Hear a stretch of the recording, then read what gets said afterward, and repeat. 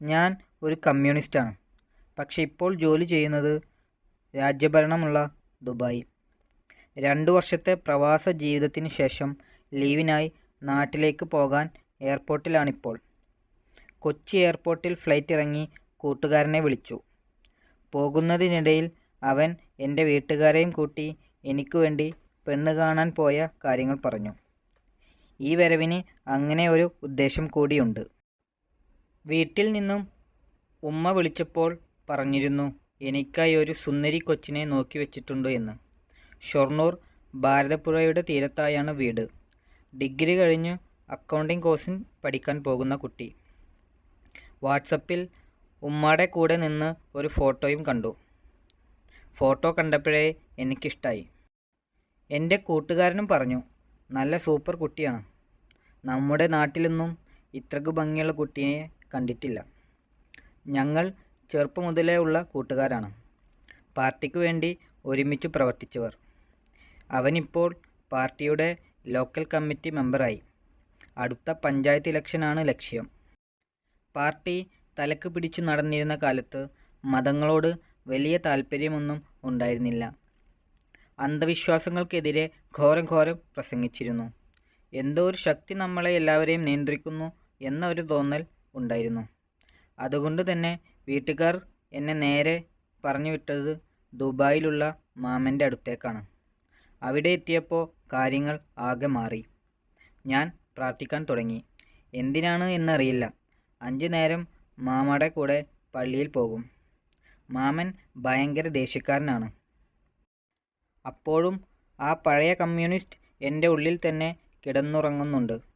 അതുകൊണ്ട് തന്നെ ദൈവവിശ്വാസം ഉണ്ടെങ്കിലും അതിൻ്റെ പേരിലുള്ള അന്ധവിശ്വാസങ്ങൾക്ക് ഞാൻ കൂട്ടുനിൽക്കാറില്ല. ഞാനും മാമനും ഇടയ്ക്കിടയ്ക്ക് അതിൻ്റെ പേരിൽ സംസാരമുണ്ടാവാറുണ്ട്. ആലോചിച്ചിരുന്ന് വീട് വരെ എത്തിയത് അറിഞ്ഞില്ല. വീട്ടിൽ എല്ലാവരും എന്നെ കാത്തിരിക്കുകയായിരുന്നു. ദുബായിൽ പോയി നന്നായി വരുന്ന അജ്മൽ മോനെ കാണാൻ. ഉമ്മ, ഇത്താത്തമാർ, അളിയന്മാർ, അവരുടെ മക്കൾ, ഉമ്മാമ്മ, ഉപ്പാപ്പ, എല്ലാവരും. നാളുകൾക്ക് ശേഷം എല്ലാവരെയും കണ്ടു. സന്തോഷം.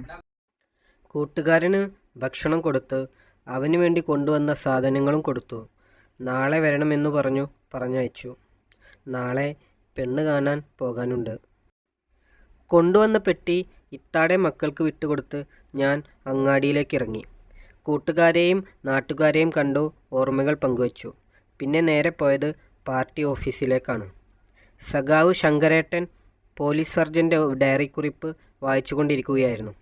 ഓഫീസിൻ്റെ അകത്ത് കയറിയതും പഴയ പുസ്തകങ്ങളുടെയും പഴമയുടെയും മണം മൂക്കിലേക്ക് അടിച്ചു കയറി. എന്നിലെ നൊസ്റ്റാൾജിയ സടകുടഞ്ഞെണീറ്റു. സഖാവുമായി കുറച്ചു നേരം സംസാരിച്ചതും ഞാൻ വീണ്ടും ആ പഴയ പാർട്ടിക്കാരനായിട്ടാണ് വീട്ടിലേക്ക് എത്തിയത്. അടുത്ത ദിവസം പെണ്ണു കാണാൻ പോയി. ഫോട്ടോയിൽ കണ്ടതിനേക്കാൾ സുന്ദരി. ഞങ്ങൾ സംസാരിച്ചു, ഇഷ്ടപ്പെട്ടു. വാട്സപ്പ് നമ്പർ വാങ്ങിയിട്ടാണ് അന്ന് മടങ്ങിയത്. പിന്നെ കാര്യങ്ങൾ മുറ പോലെ.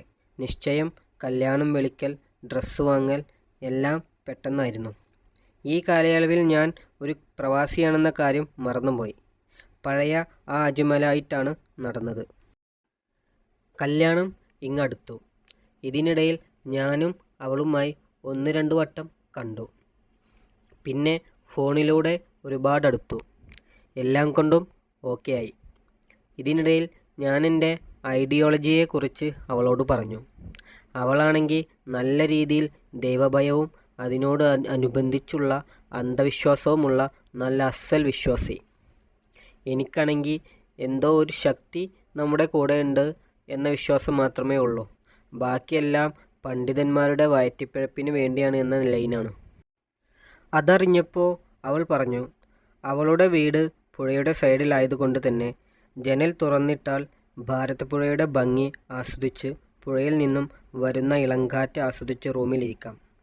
വൈകുന്നേരങ്ങളിൽ പുഴയിൽ കുളിക്കാൻ വരുന്ന പിള്ളേരുടെ ആരവവും സല്ലപിക്കാൻ വരുന്ന കമിതാക്കളെയും കാണാം. പക്ഷേ രാത്രിയിൽ പുഴയിൽ നിന്നും ഒരു പോക്കുവരവ് ഉണ്ട്. അത് പുഴയിൽ നിന്നും നേരെ അവളുടെ റൂമിൻ്റെ സൈഡിലൂടെ വന്ന് അടുത്തുള്ള പറമ്പിലേക്കാണ് പോകുന്നത്. അതുകൊണ്ട് രാത്രി ജനൽ തുറക്കാറില്ല. ഞാനാണെങ്കിൽ പോക്കുവരവ് എന്ന് കേട്ടപ്പോഴേ ചിരി തുടങ്ങി. ഞാൻ സത്യമാണ് പറയുന്നത്. നിങ്ങളിവിടെ വരില്ലേ? അപ്പോൾ കാണാം എന്നവൾ. അങ്ങനെ കല്യാണമെല്ലാം ഭംഗിയായി കഴിഞ്ഞു. ഭംഗി എന്ന് പറയാൻ പറ്റില്ല. ഭയങ്കര ബിസിയായിരുന്നു എല്ലാവരും. ഒരു ഭാഗത്ത് ഫോട്ടോഷൂട്ട്, മറുഭാഗത്ത് ഗാനമേള, പിന്നെ ഭക്ഷണം. ഈവനിങ് ആകുമ്പോഴേക്കും എൻ്റെ എനർജി എല്ലാം തീർന്നു. ആദ്യ രാത്രി നാണം കെടുമോ എന്ന് ശങ്കിച്ചു. അങ്ങനെ ചടങ്ങുകൾ എല്ലാം കഴിഞ്ഞ് ഞങ്ങൾ അവളുടെ വീട്ടിലേക്ക് പോയി. അവിടെയും ഉണ്ടായിരുന്നു പാട്ടുപാടലും ഭക്ഷണ സൽക്കാരവും എല്ലാം. എല്ലാം കഴിയുമ്പോഴേക്കും 12 മണിയായി. എല്ലാം കഴിഞ്ഞ് എന്നെ അവളുടെ അമ്മാവൻ ഞങ്ങളുടെ റൂമിലേക്ക് കൊണ്ടുപോയി. റൂമിൽ എത്തിയ ഉടനെ ഞാൻ നോക്കിയത് ആ ജനലാണ്. തുറന്നിട്ടപ്പോൾ നല്ല തണുത്ത കാറ്റ്. ഈ റിഫ്രഷിംഗ് കാറ്റ് അവഗണിച്ചാണ് ഇവൾ ഇത്രയും നാൾ ഈ റൂമിൽ കഴിഞ്ഞത്. മണ്ടി തന്നെ. അങ്ങനെ അവൾ പാലുമായി വന്നു. പാൽ ടേബിളിൽ വെച്ച് കതകടച്ചു. സ്വപ്നം കണ്ട ജീവിതം എൻ്റെ കൺമുന്നിൽ. സിനിമയിലും കഥകളിലും കണ്ട ആ ആദ്യരാത്രി എൻ്റെ ജീവിതത്തിൽ വന്നിരിക്കുന്നു. കൂട്ടുകാർക്കിടയിലെ പ്രധാന സംസാര വിഷയം നമ്മുടെയൊക്കെ ആദ്യരാത്രി എങ്ങനെയാവുമെന്നാണ്.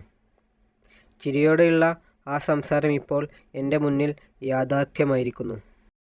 ഞങ്ങൾ ഒരുപാട് നേരം സംസാരിച്ചിരുന്നില്ല. അവളുടെ ഉള്ളും തിളക്കുന്നുണ്ടായിരുന്നു.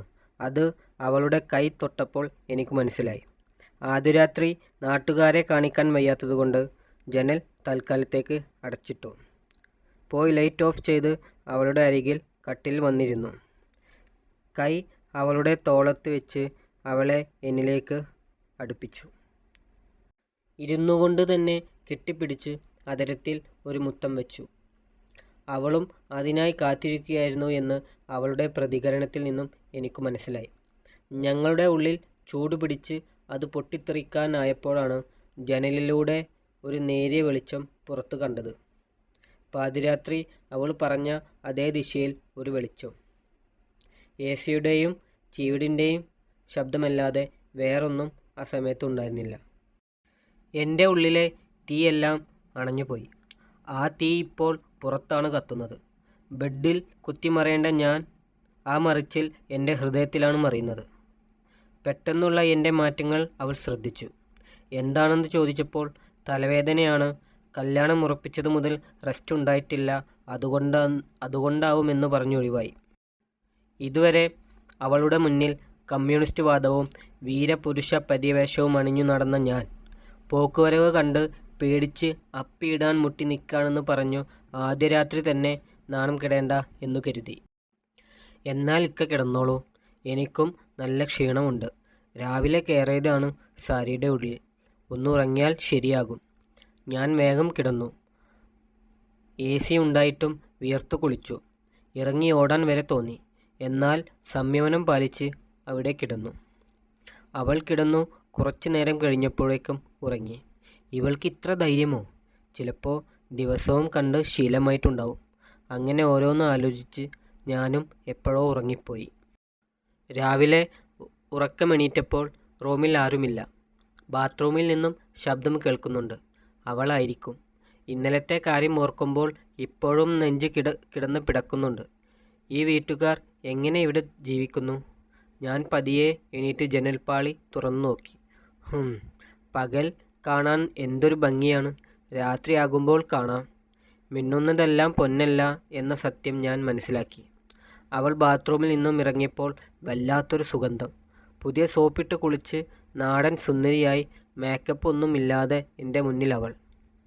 നടക്കാതെ പോയ ആദ്യ രാത്രി ആദ്യ പകലാക്കാം എന്ന് കരുതി അവളെ കെട്ടിപ്പിടിച്ചു. വേണ്ട വേണ്ട, ഇപ്പോൾ വേണ്ടാത്ത ചിന്ത ഒന്നും വേണ്ട. നേരം ഒരുപാടായി, അവൾ എതിർത്തു. വേഗം പോയി ഫ്രഷായി വാ, പുറത്ത് എല്ലാവരും കാത്തിരിക്കുകയാണ്. ഭക്ഷണം കഴിക്കണ്ടേ?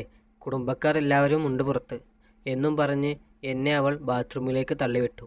അതിനിടയിൽ ചില കുസൃതികൾ ഞാൻ കാണിച്ചുവെങ്കിലും അവൾ എന്നെ ബാത്റൂമിലാക്കി മുടി ചീകാൻ പോയി. ഇന്ന് രാത്രി എൻ്റെ വീട്ടിലല്ലേ? അപ്പോൾ കാണിച്ചു തരാം ഞാൻ ആരാണെന്ന് എന്നെ മനസ്സിൽ വിചാരിച്ച് ഞാൻ കുളിച്ച് റെഡിയായി ഞങ്ങൾ രണ്ടുപേരും റൂമിൽ നിന്നും പുറത്തിറങ്ങി. പുറത്ത് കുടുംബക്കാർ ഒരുപാട് പേർ ഞങ്ങളെയും കാത്തിരിക്കുന്നുണ്ടായിരുന്നു. അമ്മായിമാരുടെ മുഖത്ത് എന്തോ ഒരു പ്രത്യേക ചിരി. സത്യം പറഞ്ഞാൽ എനിക്ക് വിഷമമായി. അവർ അവളെയും വിളിച്ചു കൊണ്ടുപോയി എന്തൊക്കെയോ ചോദിക്കുന്നുണ്ട്. അടുക്കളയിൽ നിന്നും എനിക്കത് കേൾക്കാം. അവൾ ഇപ്പോൾ ഒന്നും നടന്നില്ല, ഞാൻ തലവേദന വന്നു കിടന്നുറങ്ങി എന്നുവെല്ലാം പറഞ്ഞു കാണും. നാണക്കേടായി. ആലോചനയ്ക്കിടയിൽ അവളുടെ ഉപ്പ, മോനെ നമുക്ക് ഭക്ഷണം കഴിഞ്ഞിട്ട് ഇനി സംസാരിക്കാം എന്നും പറഞ്ഞ് എന്നെ ടേബിളിലേക്ക് കൂട്ടിക്കൊണ്ടുപോയി. വിഭവസമൃദ്ധമായ സൽക്കാരമായിരുന്നു.